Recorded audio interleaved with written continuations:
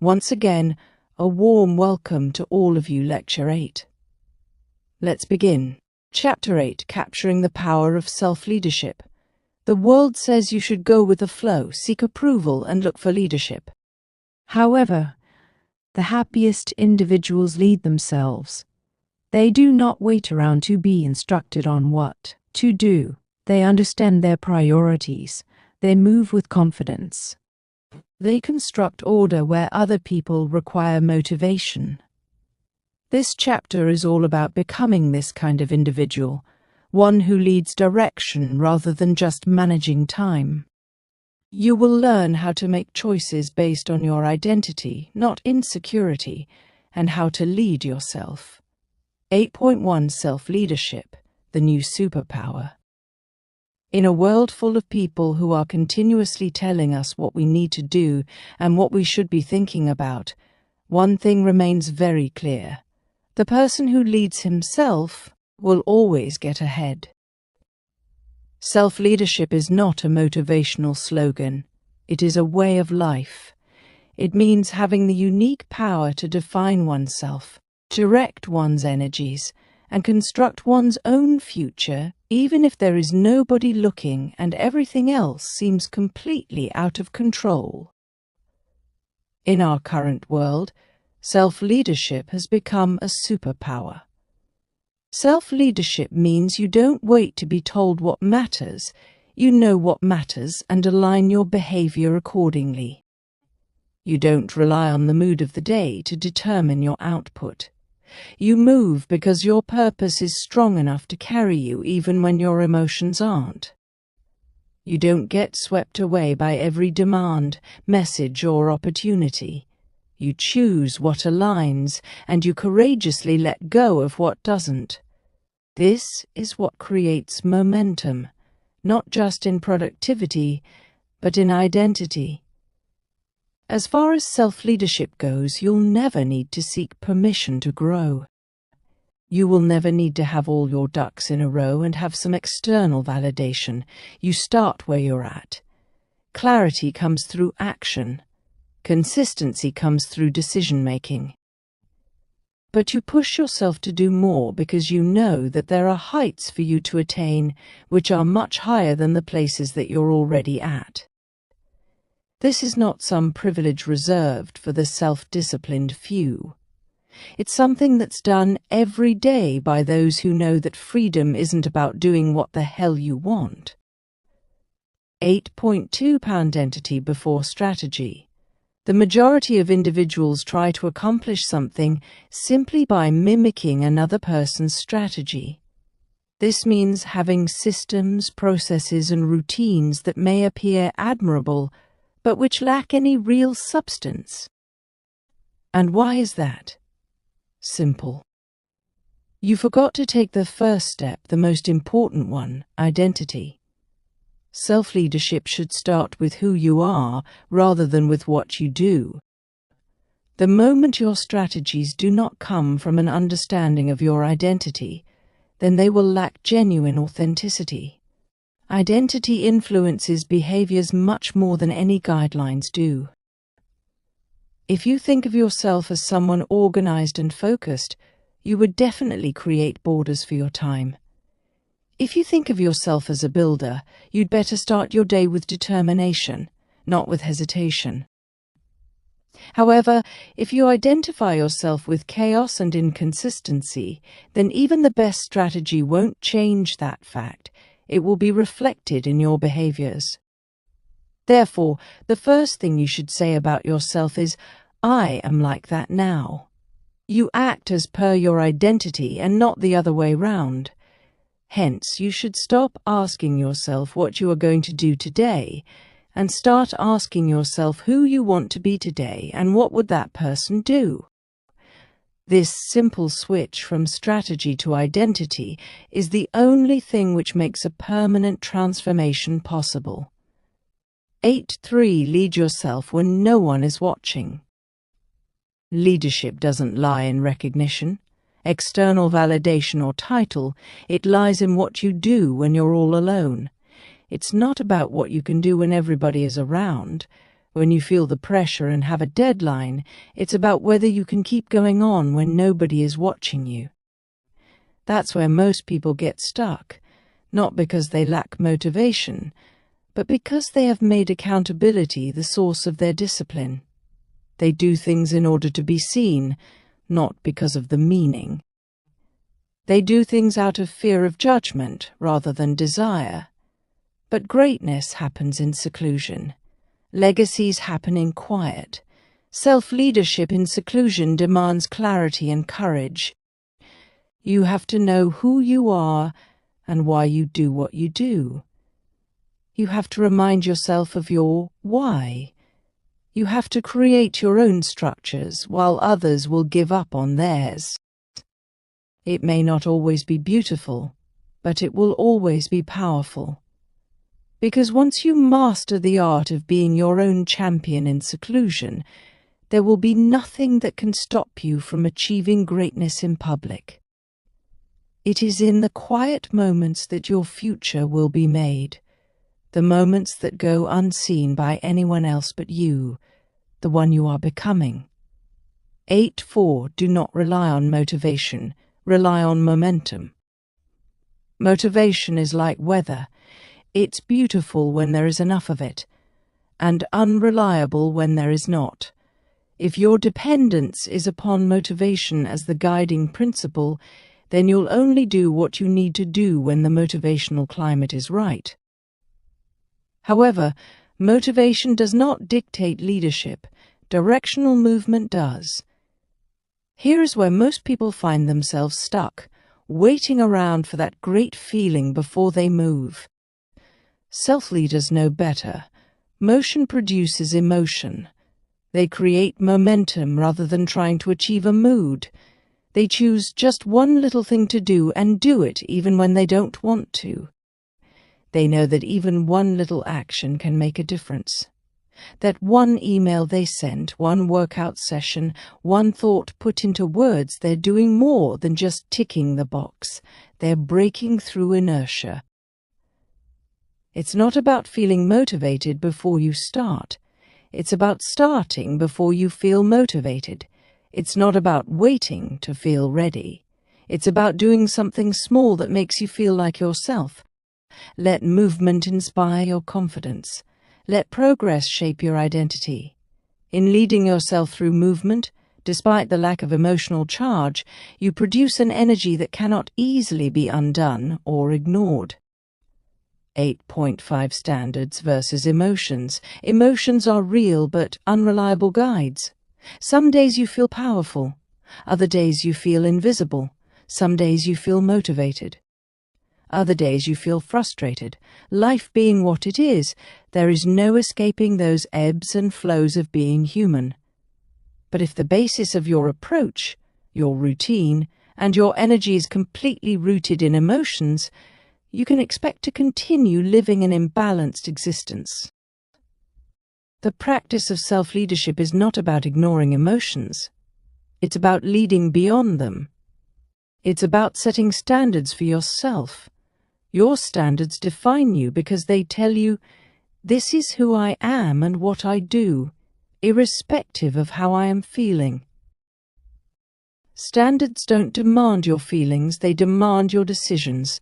Standards don't call for perfection, they call for consistency. With standards, your very being is defined by them. You move from depending on the excitement of motivation to being driven by the cadence of discipline. This is not discipline in terms of punishment, but rather an affirmation. I respect myself enough to do what I said I would do. Feelings may be sought but not followed. Values should drive and emotions be guided. By basing your life on standards and not moods, you can be an effective leader. Your questions will then change from, am I feeling like doing it? To, is it something that aligns with my standards? That's how self-leaders operate. And that's how they succeed every single day, rain or shine. 8.6 Create a system, not a streak. Anyone can be productive for a day, focused for a week, inspired for even a whole month. But self-leadership isn't about sporadic moments of focus and intensity. It's about systemized consistency. If your productivity relies on streaks, hype, and pressure, then your progress will be fragile. But when you build systems into your process, success becomes sustainable. You don't have to start each day inspired, you just started equipped. Systems are repetitive processes that help define your identity. Systems take away the burden of making decisions. Systems bring in predictability into a world of chaos. Systems allow you to manage yourself through design, not willpower.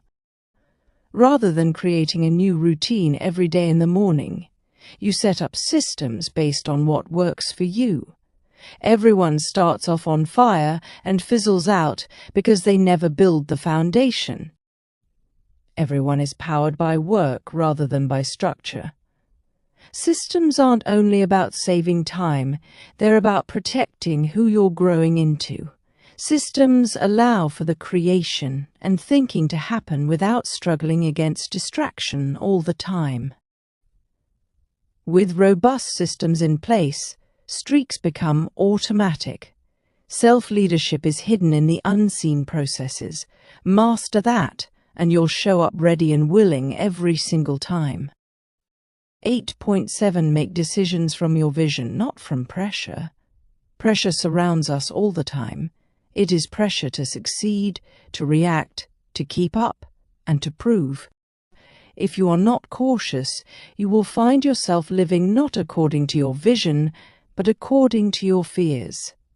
This is the risk of reactive leadership.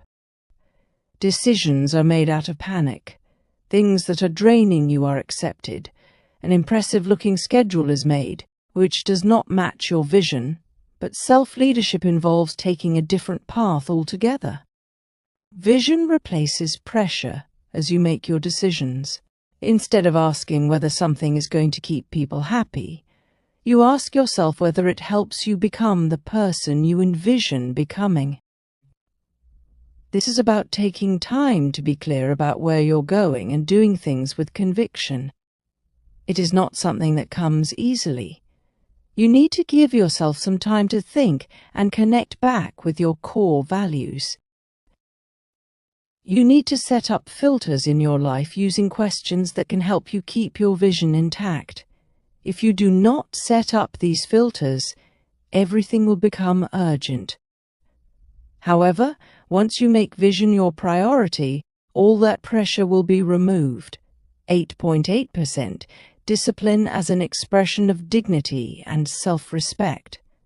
Discipline has always been perceived by individuals as a form of suffering. Something painful, something rigid and unfun. Something that is done out of necessity and not pleasure. However, true discipline is not done in order to punish oneself, but in order to respect oneself. Discipline means, I value myself and what I stand for enough to make an effort. Discipline in the form of self-respect is empowering. You floss your teeth not because you enjoy it, you do so because you have respect for yourself. You prepare for the meeting not because it is an interesting event, you do it because you appreciate your job. These decisions may be minor, but they enable you to feel that you can take control of your life. That's the secret of changing your language. Rather than saying, I should be doing this, say, this is who I am. Transform the way you approach discipline from being something you feel guilty about into being about who you are as a person. That's when you'll start seeing that everything is sacred. Everything is personal, and everything you do is about reclaiming your worth. 8.9 Managing energy over time management. It is important to manage one's time, but managing energy is even more critical. One may have lots of time at his or her disposal, but if that person feels exhausted, unengaged, and emotionally drained, nothing will come out of it. This is due to the fact that one's energy, not time, serves as the main resource of self-leadership. The individuals who achieve most significant success do not necessarily have lots of time. A self-leader not only asks the question, "What do I have to do?" but the more fundamental questions, "When am I at my peak?" and "What depletes me?" A self-leader makes sure his schedule is in sync with his peak energy times and protects his low energy times. Self-leaders front-load deep work in the morning and take care of administration during their low energy periods. But if you have a packed schedule yet unfocused energy, you don't need additional time. You need a different energy approach. Start recognizing the patterns. Become aware of what energizes or drains you. Develop routines that energize you. Once you protect your energy, your focus improves. Your leadership becomes more impactful, and your days start feeling not just like survival, but like purposeful movement forward. 8.10 Align every day with the person you're becoming. The greatest gift of self-leadership is the ability to build a life that reflects your future, not your past. It's the decision to stop living on autopilot and start living in alignment. Every day is a chance to vote for the kind of person you're becoming. And if your calendar, actions, and mindset don't reflect that version of you, then you're delaying your destiny, not because you're lazy, but because you're out of alignment. It is not about doing more. Rather, it is about doing that which is most important. It is about sifting one's decisions through the filter of one's identity. It is a question of asking oneself, does this decision define me by who I have been or by who I am becoming? It is about having the courage to act on those answers, even when they make us uncomfortable. When your everyday actions mirror your future self, you do not just make progress but transform yourself completely. You gain confidence, get better results, and achieve coherence since people can tell there is a change in you. Instead of pursuing goals, you begin to be that which you dream to become. That is why self-leadership is beautiful. 8.11 Self-leadership begins here. Self-leadership is not about having control over the results. It is about having control over the inputs. It is about moving from reactiveness to response, confusion to clarity, and drifting to design. Such leadership is not sexy and is not visible. It is rather felt in all aspects of an excellent life. If you want to experience freedom, fulfillment, and focus, this is where you should start. In essence, you understand that for self-leadership, there must be the process of defining yourself through action. Systems keep things flowing. Motivation stems from movement, not the other way around. Your energy is precious. Your actions tell the story of you. Every single choice you make is a vote for who you want to become in life. You don't need anyone's permission or praise or timing. You are the permission. The most powerful leaders in the world didn't wait to be led. They led themselves first, quietly, consistently, courageously, and you can too. Self-leadership is not the end of accountability, it's the beginning of empowerment. You already have what you need to begin. So take the next step, then take it again, and watch who you become, one decision at a time. 8.12 Discipline is the connection between intention and impact. We all have intentions. We envision things, we plot out plans, we make plans, and set goals for ourselves. However, between our intentions and their fulfillment lies an empty space. Most of us falter at this point. This is the space that decides whether our intentions will come to fruition or fail miserably. This space is bridged by discipline. It is not always something very exciting, but it is definitely powerful. Discipline is not about punishing ourselves, but is about alignment. It is about committing to the things that matter, despite the urge to do otherwise. Discipline is all about making a choice to proceed when our comfort urges us to make compromises. It is about embracing structure rather than scattered emotions. The beauty of discipline is that it accumulates. Each day that we apply, it becomes easier and easier. Every time we keep a commitment to ourselves, we strengthen our identity. Being extreme is not required. All that is required is being consistent. That is what makes the difference. That is what makes it possible for you to develop momentum which never fades away.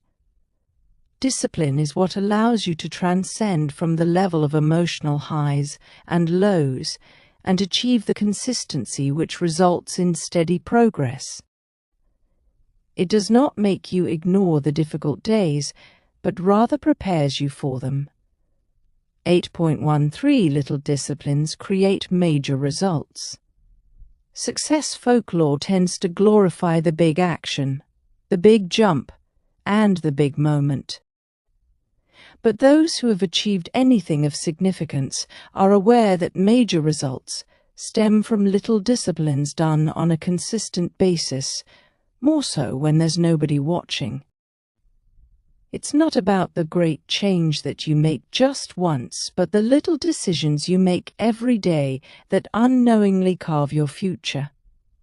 Whenever you drink water instead of Coke, when you read 10 pages instead of browsing, when you get to your workspace instead of waiting for inspiration, you're building identity and infrastructure. You're proving to yourself that your choices make a difference. You're putting down bricks, and in time the bricks will turn into walls, rooms, and cathedrals of self-respect. People usually overlook such instances since they seem too trivial to carry any real significance. But it's their very simplicity that allows for discipline to be scalable. You don't have to begin with 2 hours of work. Instead, you should begin with 2 minutes of showing up and repeating it until it's part of who you are. Do not undermine the impact of your small yes. It's the seemingly insignificant action carried out persistently that will change your story. Every single discipline that you learn is a vote for your future self. 8.14 Discipline lives inside the ritual. Rituals are necessary for discipline to thrive because without organization, the best laid plans will fail. However, when you put your good intentions into an everyday ritual, a system that helps you uphold your ideals, then discipline happens automatically. The ritual is more than just an ordinary routine. It is something much deeper. It is a vessel filled with your willpower and drive. Your morning routine, for instance, doesn't necessarily have to be elaborate. It could just be 15 minutes spent journaling, exercising, sitting in silence, or revisiting your main priorities. It's not about the difficulty, but rather the regularity. The strength of rituals is their ability to eliminate decision-making fatigue. There's no need to question yourself whether or not you should do something. This is something you know from the get-go. The ritual eliminates the need to resist because you don't make a choice, you flow. Equally critical are the evening rituals. These rituals help in creating closure. These let your body and mind know that the day has come to an end and that you need to wind down. It could be cleaning your room, summarizing the things you did during the day, or planning for the following day. Discipline doesn't require you to fight every day. It requires you to design your day. Rituals are the blueprint. Start there. 8.15 Consistency is your greatest competitive advantage. In a distracted, reactive world, consistency is a superpower. While others get caught in the cycle of starting and stopping, chasing shiny objects, or changing course with every emotional wave, self-leaders understand the long game. They know that anyone can be disciplined for a week, but few can stay disciplined long enough to see compound results. That's why consistency, not talent, not intelligence, not even timing, is the greatest competitive advantage in the world. Consistency lends credibility in others' eyes and in your own. When people know you will be there, they believe you. When you know you will be there, you believe yourself. This belief gives you emotional balance, mental focus, and performance that is not distracted by outside influences. Consistency is not about being there every single time. Consistency is about not giving up on the process. Consistency is about showing up even when it's not easy, even when it's sloppy, even if no one is watching. However, some of the greatest people are not necessarily those that are the most gifted. On the contrary, these are the people that have learned how to stay long enough to excel. Discipline has become their way of life, and not a one-time thing, and the level of noise is deafening. 8.16 The discipline of recovery. When it comes to high performance, we tend to celebrate hard work and perseverance. However, what we forget is that recovery is never a sign of weakness. Rather, it is a form of wisdom and discipline. Recovery is not something that is antithetical to discipline. It is essential to discipline. If there is no recovery, then your discipline will crumble one day. You will crash not due to a lack of passion, but due to passion without any rhythm. Your future self depends on you, not in being perfect, but in being faithful, in continuing to build, in coming back, in leading your day, your efforts, and your ethics. Discipline takes effort, it is worth it, and if you develop it as part of the structure of your life, the possibilities are endless. The life of discipline does not involve producing the maximum amount of output. It involves sustainable excellence. You do not succeed by constantly being on the move.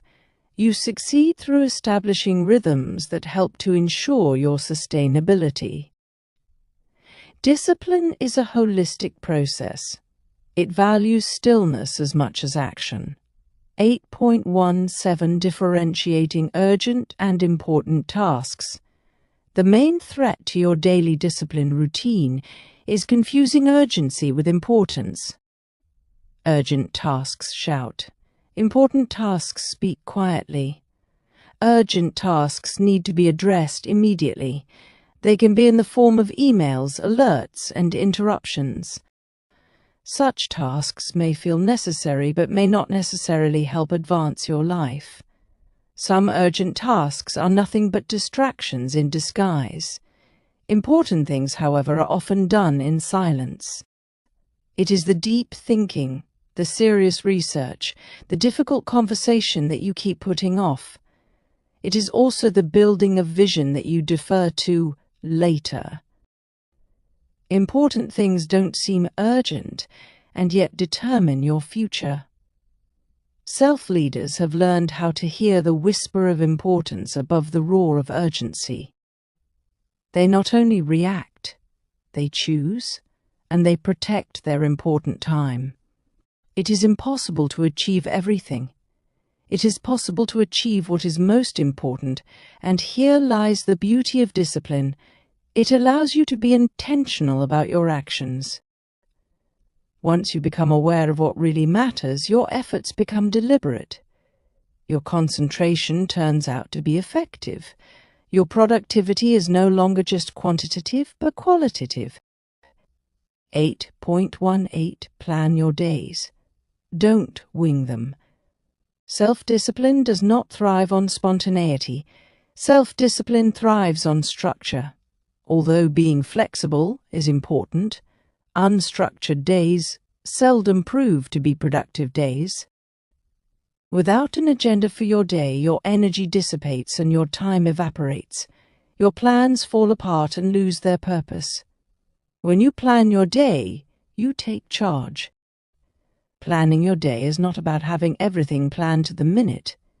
Planning your day is about setting your anchor points.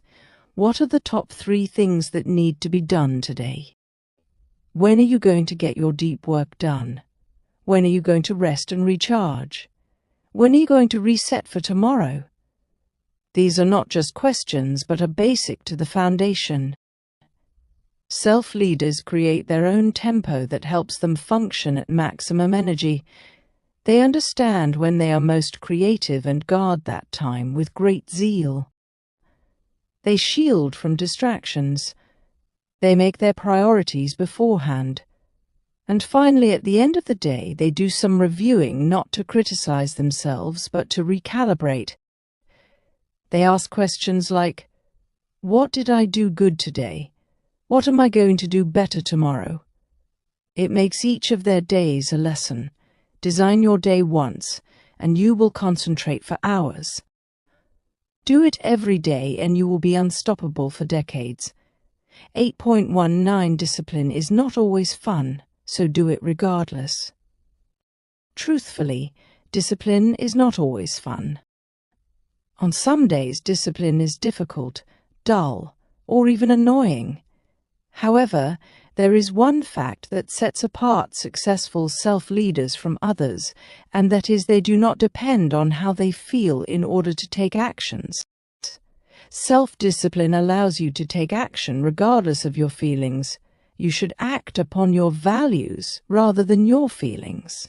Discipline is about making the right decision even when you struggle doing that. Feeling like it is something you simply cannot afford if you want to live a life of significance. It's not about whether or not I feel like doing this today. It's about whether or not this action brings me closer to my future self. When leading from this place, your feelings are passengers, not drivers. You keep your promises, not your moods. And the funny thing is that the more you do something, even when it's difficult, the less difficult it will become to do. You develop strength. You build momentum. Ultimately, the difficult thing becomes the ordinary thing. This is why discipline is such a powerful tool. You don't have to like every step along the way. You just have to take it. 8.20 Your environment needs to be aligned with your intentions. How can someone be disciplined if they're surrounded by environments built on distractions? Willpower is strong, but it's no match for constant distraction and lack of focus. That's why discipline isn't all about having the right mindset, but it's about designing one's environment. The environment someone creates should match the standards set. Goals and the environment cannot contradict each other. Instead, they have to work together. Start by removing all forms of friction. What are the elements that keep on diverting your attention away from your deep work mode? It could be notifications, distractions in the workspace, or constant disturbances. Get rid of them. Second step is increasing all cues of success. Have your journal always accessible. Make your running shoes always visible. The environment affects behavior. Therefore, instead of trying to force yourself to be disciplined, make sure that the environment motivates you to be so. Create an environment that embodies the person you want to be. Discipline starts in the environment. 8.21 Stack wins to strengthen identity. Every time you keep a promise to yourself, no matter how small, you cast a vote for the identity you're building. Discipline is more than just a tool for getting things done. It's how you become someone new. The more wins you stack, the more confident you become, not because you're perfect, but because you're proving to yourself, day after day, that you are becoming the kind of person who follows through. That is because it is the repetition that is more important than the win itself. Have you stuck to your writing schedule? Have you made the call? Have you stretched for 5 minutes? Great! This all counts. Each one of these is not simply a task accomplished, but a brick placed in the construction of an entirely new self. And once there are enough of them built up, something magical happens. Discipline stops feeling forced and starts becoming who you are. The trick when you're stuck is not to go looking for a huge breakthrough. Instead, find a small victory that you can add to your pile. Build faith through action. Pile up enough victories, and soon you will wake up one day amazed at how much you have accomplished. Summary of Chapter 8.2.2. Discipline is the design of your legacy. Discipline is not a quick dash. It's not something that will pass you by in a phase. It's not something that makes you feel productive. It's the design of your legacy, the structure that holds your entire future together when the excitement of today fades away. Without discipline, dreams fade away. But with discipline, even the most outrageous dream becomes doable. What you have learned in this chapter is that daily discipline does not mean perfection. It means alignment. The importance of doing something repeatedly, regardless of whether you feel energized or not, is crucial. Rituals help preserve your concentration. Discipline compounds over time.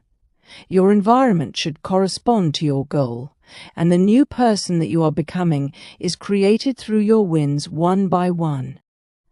Your future self depends on you, not in being perfect, but in being faithful, in continuing to build, in coming back, in leading your day, your efforts, and your ethics. Discipline takes effort, it is worth it, and if you develop it as part of the structure of your life, the possibilities are endless. Great job, everyone. Today we learned the secret: balance. Plan your study time, enjoy your playtime, and don't waste either. Small habits today equal to big success tomorrow. Thanks for being here and paying attention. Have a productive day.